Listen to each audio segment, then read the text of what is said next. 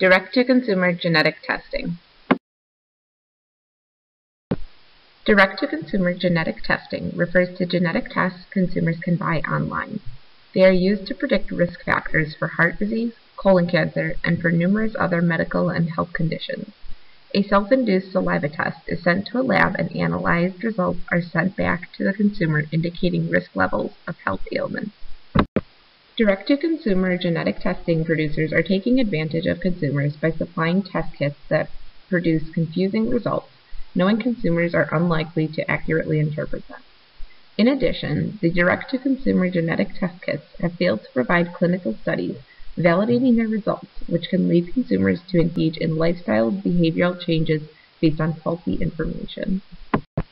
Direct-to-consumer genetic testing producers and potential consumers are in a principal-agent relationship, where the producer is more informed than the buyer. Because of the limited information on interpreting results, consumers' marginal search cost far outweighs the marginal benefit. This leads to asymmetric information because consumers cannot self-evaluate results and thus have to depend on the validity of the producer.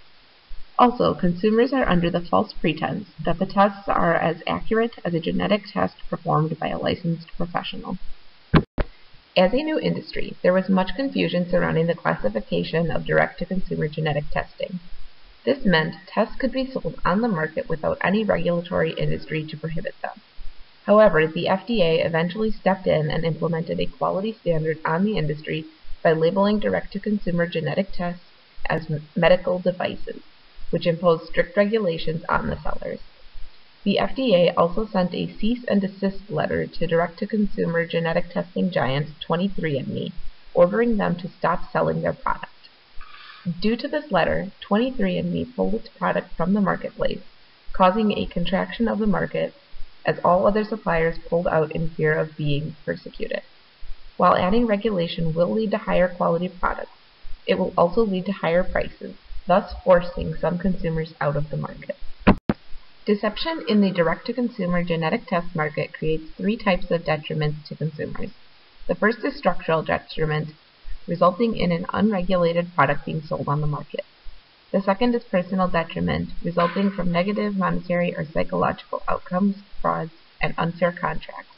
The last is hidden detriment, which puts consumers in compromised positions without even knowing it's happening. Dissatisfied customers supplying complaints is a sign of consumer harm. Harm can be seen from the emotional stress placed on consumers receiving life-changing results or analyzing the quality of results the product is supplying. The forms of harm lead to confusion among consumers and having low-quality products on the market. Financial harm can be measured with focus groups of direct-to-consumer genetic testing users to look at what lifestyle changes were made based on the faulty results. Also, surveys can be used asking consumers about the extra steps they may have taken to validate the test, as well as the associated costs. We believe that the FDA has the right intentions with stopping an industry from gaining too much market control too fast without proper regulation. It is important to this industry and the population to allow individuals to retrieve potentially life-altering information at an affordable price. To basically shut down the market was an overstep, but we do want to have products that are scientifically tested for accuracy and properly regulated. Therefore, our recommendations to the FDA include reviewing empirical evidence, legitimizing the product, and opening up the product in limited areas. Also, placing labels on the tests indicating that for 100% accurate tests, a laboratory test with a physician is recommended, and that the at-home product does not have 100% accurate results. These labels would help increase consumer knowledge of the product and reduce the negative effects of asymmetric information on the market.